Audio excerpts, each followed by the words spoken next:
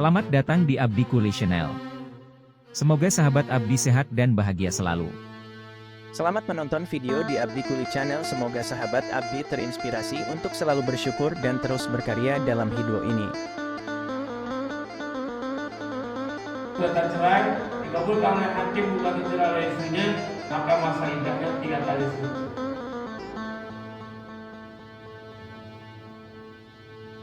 Kalau misalkan dia dalam keadaan produktif atau masih masa subur, tapi kalau sudah menopause itu cuma 3 bulan masa iddah.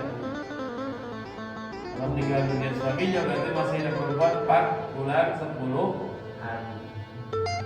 Kenapa masa iddah? Iddah itu pertama adalah masa berkabung bagi seorang istri atas meninggalnya suami.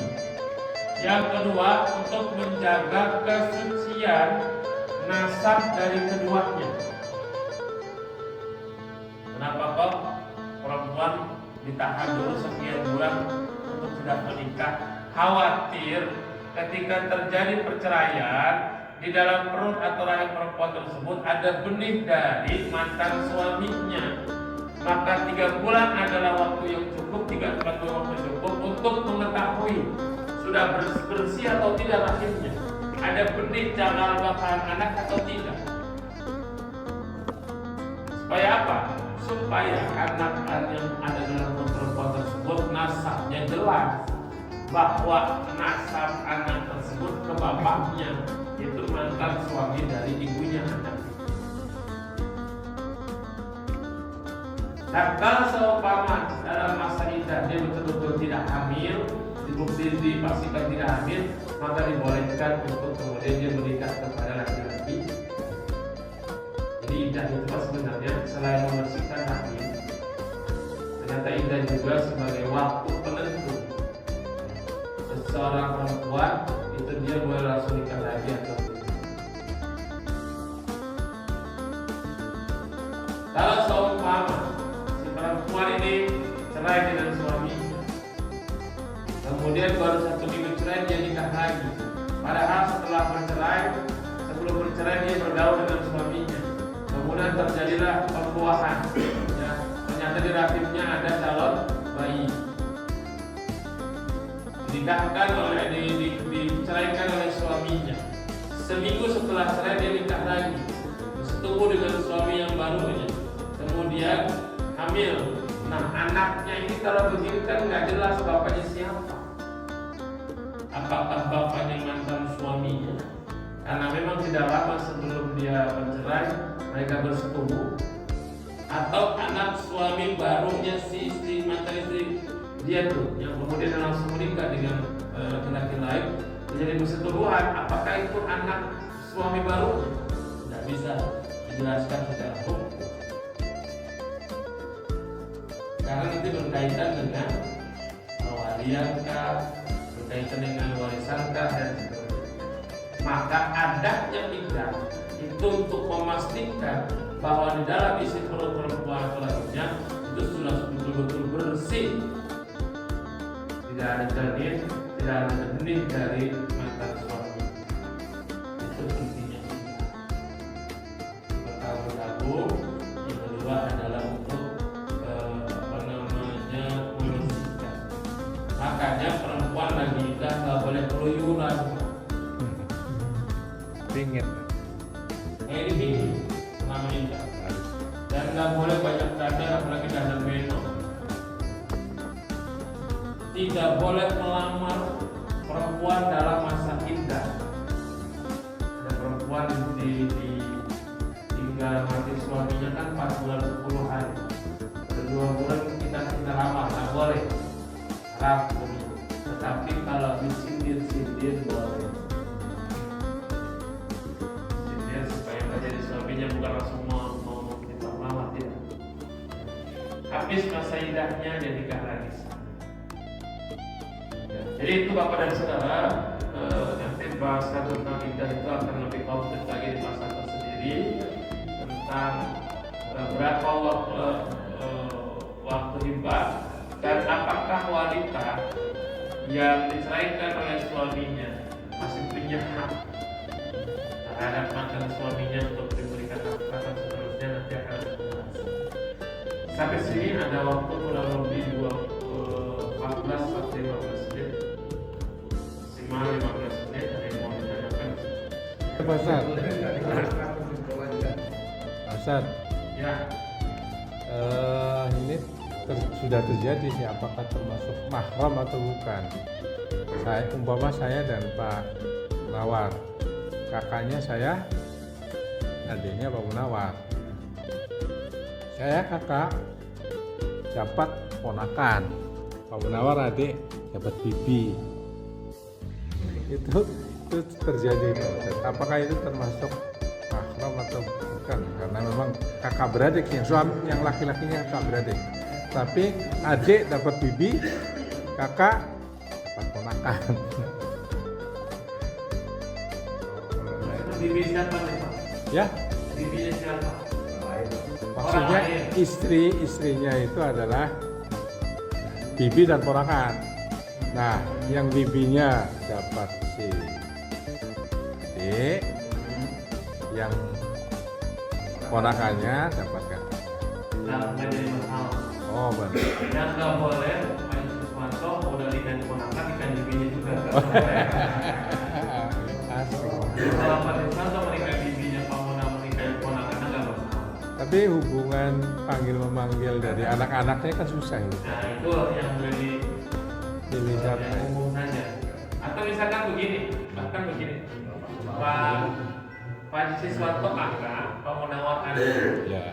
Pak Siswanto menikahi perempuan juga kakaknya, Pak Munawar menikahi perempuan juga adiknya, nggak jadi masalah. Paham nggak? Belum. Pak Haji Siswanto adik kakak sama Pak Munawar. Ya. Pak Haji Siswanto kakak, Pak Munawar adik. Pak Saya Haji dapat. Siswanto menikahi perempuan kakaknya kakak. Ya. Nah kakaknya istri Pak Haji Siswanto punya adik perempuan, ini kan sama Adik. Munawar, boleh Pak. Oh. Ya, iya. Jadi satu mertua. Iya, iya. Mau perpendek. Boleh. Boleh. Yang tidak boleh satu orang laki-laki menikahi adik kakak secara bersama. Nah,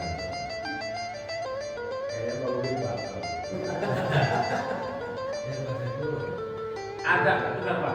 Ada lagi. Duda menikahi janda. Duda bawa anak, katakan laki-laki lah. Janda yang dinikah itu juga punya anak gadis perempuan. Bapaknya nikah, Sama. anaknya juga nikah. Nikah. Nggak apa-apa. oh, boleh itu ya. Ya kan. Bapaknya janda, bapaknya kan duda, kemudian janda tuh nikah. Nah kemudian si duda tadi punya anak, nikah sama anak janda yang dinikahi oleh bapaknya, sah. Jadi Pak nikah kayak gitu. Juga sekaligus. Nah apa Pak? Itu apa namanya? Pernah terjadi. Karena mereka Pak Saiful silakan. Ya. Kalau kakak adik laki-laki, saya dengan adik saya laki-laki, itu besaran boleh nggak? Karena kan kalau dilihat dari nasab tadi kan laki-laki. Boleh nggak? Kalau saudara sepupu itu bukan mahram. Jadi Pak Saiful punya anak perempuan. Adik. Kakaknya Pak Saiful punya anak laki-laki. Nah, anak Pak Saiful sama anak kakak itu menikah. Itu kan jatuh sepupu ya. Ya. Itu bukan mahram, boleh menikah. Sepupu itu bukan mahram. Ajnabi boleh menikah. Cuma kalaupun harus menikah mungkin karena ikatan darah yang terlalu dekat mungkin ya agak berbeda lah untuk keturunan. Ada yang pernah kayak gitu, tapi ada yang nggak biasa-biasa aja. Rasulullah menikahi Sayyidina Ali menikahi Fatimah. Itu kan bukan orang lain. Ali sama Nabi Muhammad itu sepupuan. Nabi Muhammad kakak sepupunya Sayyidina Ali. Karena bapaknya Nabi Muhammad Abdullah itu kakaknya Abu Thalib, bapaknya Sayyidina Ali. Tapi kemudian saudara sepupu menjadi mertua dari Sayyidina Ali. Kan dekat. Jatuhnya keponakan. Jadi Fatimah Zahra itu jatuhnya keponakan Sayyidina Ali, tapi bukan keponakan saudara kandungnya, keponakan dari sepupu, keponakan jauh. Oleh itu kan Sayyidina Ali menikahi Fatimah Zahra. Maka saudara sepupu itu ghairu mahram oleh menikah. Begitu Mas Eko. Tapi kalau gini Pak, kalau kakak adik sama-sama perempuan di sana, yang kakak punya anak bungsu, yang adik punya anak bungsu perempuan, yang kakak punya anak laki-laki pertama. Ini kita pilih Sepupu itu bukan mahram, Pak. itu tetap seluruh bukan Sepupu, ya kan? Jadi saudara kandung atau saudara seibu masing-masing punya anak. Nah anak itu bukan sepupu, saudara misah. Boleh. Itu ghairu mahram, bukan mahram. Yang mahram itu keponakan, bibi, sepupu bukan. Kami memperpendek. Ya Pak. Pendek namanya.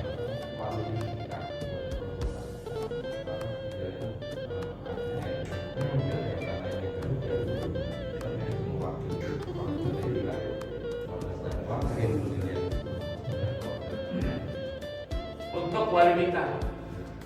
Wali nikah itu ada urutannya. Yang pertama, wali nikah itu adalah bapak. Ya. Yang pertama adalah bapak. Kalau bapak nggak ada, maka kakek.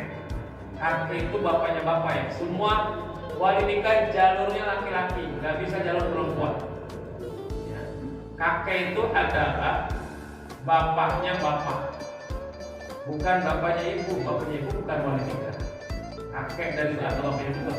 Jadi pertama bapaknya si perempuan, bapak kandung, bapak ya.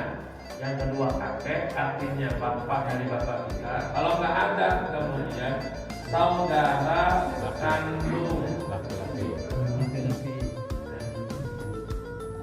Jadi saudara kandung. Perempuan itu punya kakak atau adik laki-laki yang kandung dia yang menjadi wali nikah. Saya pernah waktu itu menikahi kakak perempuan saya karena saudara kandung. Padahal masih ada paman waktu itu. Tapi karena lebih dekat saudara kandung, bapak sudah nggak ada kan, sudah nggak ada, maka saudara laki-laki kandung. Kalau nggak ada, sumal akhul saudara laki-laki sebapak. Orang tua kita, ya, sama-sama dia punya istri tua. Ya. Istri yang pertama, misalkan dia punya anak gadis. Istri yang kedua punya anak laki-laki. Berarti kedua anak tersebut saudara sebapak, karena satu bapak lain ibu. Nah yang gadis ini ingin menikah, dia nggak punya saudara kandung, karena memang cuma satu anaknya, bapaknya udah nggak ada, tetapi dia punya saudara sebapak. Maka saudara sebapak ini berhak untuk menjadi wali. Tapi kalau saudara seibu nggak bisa. Kemudian kalau nggak ada ibnul akhiril abi wal ummi, keponakan dari saudara kandung. Perempuan ini punya saudara laki-laki kandung. Kalau laki-laki kandung itu dia punya anak laki-laki, berarti keponakan dari saudara kandung. Apa nggak ada, kakek nggak ada, saudara kandung nggak ada, ada keponakan laki-laki saudara kandung, dia yang menjadi wali nikah. Kemudian kalau nggak ada ibnul akhiril abi, anak saudara laki-laki saudara sebapak. Kalau nggak ada juga khutmal ammu, paman. Kalau ampu paman berarti saudara dari bapak kita, entah itu kakak atau adik dari bapak kita karena ampu. Kalau khal berarti paman juga artinya, cuma adik atau kakak dari ibu. Tapi kalau ampu itu om, paman itu keluarga saudara dari bapak kita, entah itu adik atau bapak. Dan ada juga semua itu kemudian anak dari paman, sepupu. Sepupu ini bisa bisa menikahi perempuan ini, bisa juga menjadi wali. Bisa menikah. Jadi kita udah orang tua nggak ada, paman udah nggak ada, apalagi kakek, saudara kandung nggak ada, karena memang dia keluarganya perempuan semua, misalkan nggak ada saudara laki-laki. Kemudian yang ada adalah sepupu laki-laki, sepupu laki-laki dari anak pamannya, dari saudara bapak kita, maka dia tuh yang terakhir yang menjadi wali. Kalau nggak ada juga sebatang kara, maka yang menjadi wali adalah sultan. Sultan itu adalah pemerintah, penguasa, raja, ya, yang kemudian diwakilkan dan ditunjuk kepada hakim pengadilan agama. Lalu kemudian diserahkan kepada kepala KUA. Makanya kalau nikah wali hakim itu harus kepala KUA yang menjadi walinya. Karena kepala KUA yang mendapatkan mandat wakil daripada hakim pengadilan agama untuk menjadi wali menikahkan, gak bisa penghulu yang lain. Karena begitu mungkin. Jalur bapak, gak bisa dari jalur perempuan. Ya, tidak bisa wali nikah dari jalur perempuan. Dari keluarga ibu kita punya saudara, ibu kita punya bapak, ibu kita punya keponakan, gak bisa jadi wali nikah. Walaupun perempuan itu sangat dekat dengan ibunya, tetap jalur laki-laki. karena demi terjaganya nasab. Salah satu maqasidus syariah, tujuan yang berlakukan syariah adalah hifdzun nasli. Hifdzun nasli itu adalah menjaga keturunan. Makanya kalau macam-macam berzina, punya anak dan seterusnya, itu yang ditolak oleh syariat. Supaya tidak terjadi kayak gitu, maka adanya ikatan pernikahan, adanya hukum-hukum berkaitan dengan penakahan untuk menjaga nasab. Walau tidak, ya.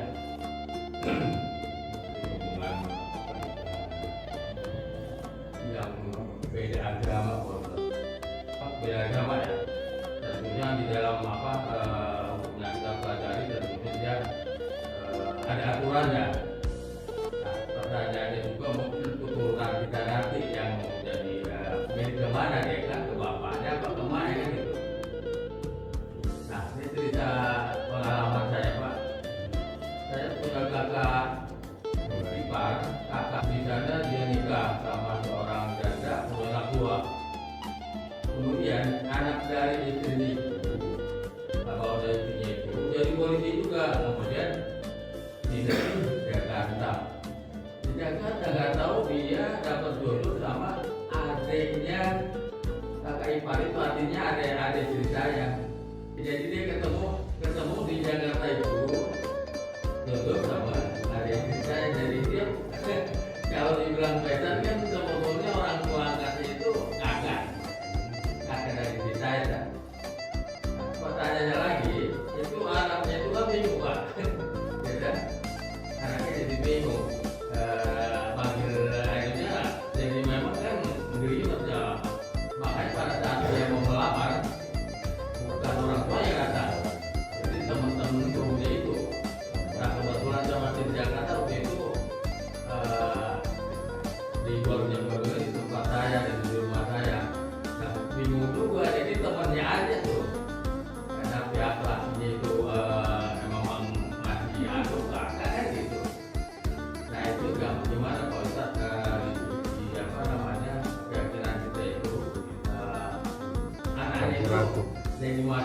campuran dari nikah sama makan sawit. Terakhir pertanyaan tadi tentang pernikahan tadi, itu sah Pak pernikahan tadi? Itu agama ya, artinya sah karena memang jalurnya juga tidak disebutkan dalam kitab ini yang termasuk mahram. Untuk panggilan itu teknis, karena setiap daerah punya panggilan masing-masing. Betawi yang menjawab beda panggilannya kepada bapak, para saudara dan sebagainya. Dalam Al-Quran memang dibolehkan menikah beda agama. Ini sekarang beda konteks. Kalau tadi kan konteks yang keluarganya Pak Haji Nur itu dalam hukum tidak disalahkan benar, karena tidak ada ikatan yang lebih dekat dari secara. Nah, sekarang dalam konteks yang lain, perbedaan beda agama. Al-Quran memang membolehkan ahli kitab laki-laki menikahi seorang muslim laki-laki menikahi seorang perempuan yang ahli kitab. Ya. Jadi beda agama. Ya. Beda agama. Jadi laki-laki muslim, dan perempuannya ahlul kitab. Beda agama. Itu dibolehkan. Ya. Yang tidak boleh adalah perempuannya ahlul kitab, perempuannya ahlul muslim, laki-lakinya ahli kitab, tidak boleh. Karena khawatir perempuan yang muslimah ini terbawa oleh ahlul kitab. Itu dulu ahlul kitab itu adalah orang yang paham isi tentang kitab Injil yang asli. Ya, disebut dengan ahlul kitab. Karena kitab Injil yang asli itu memberitakan tentang akan adanya Nabi terakhir, itu Nabi Muhammad. Kalau Injil sekarang kan sudah bacakan, mohon maaf, yang sudah ada revisi dari orang-orang itu. Nah kalau sekarang sudah nggak ada ahlul kitab, makanya tetap tidak diperbolehkan menikah beda agama. Karena nggak boleh, walaupun ada pendapat lain.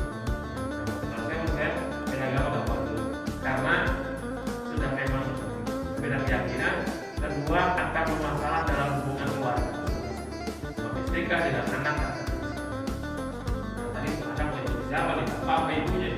Maka disitu akan terjadi konflik. Kalau ada manfaat, Al-Fatihah. Alhamdulillahirabbil alamin arrahmanir rahim maliki yaumiddin. Iyyaka na'budu wa iyyaka nasta'in ihdinas siratal mustaqim. Siratal ladzina an'amta 'alaihim ghairil maghdubi 'alaihim waladdallin. Bismillahirrahmanirrahim. Al-Fatihah wa barakatil Fatihah wa aqamatil Fatihah. Ya Farijal Habib Kaid Falaqam ya man ya bihi yaghfir wa yarham.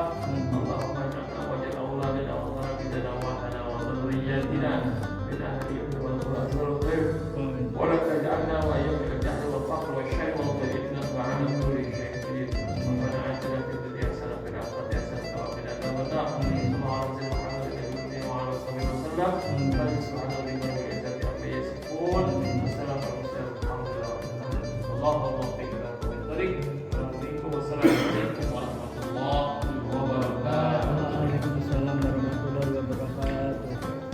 Terima kasih telah menonton video ini di Abdi Kuli Channel. Semoga sahabat Abdi terinspirasi untuk selalu berkarya dengan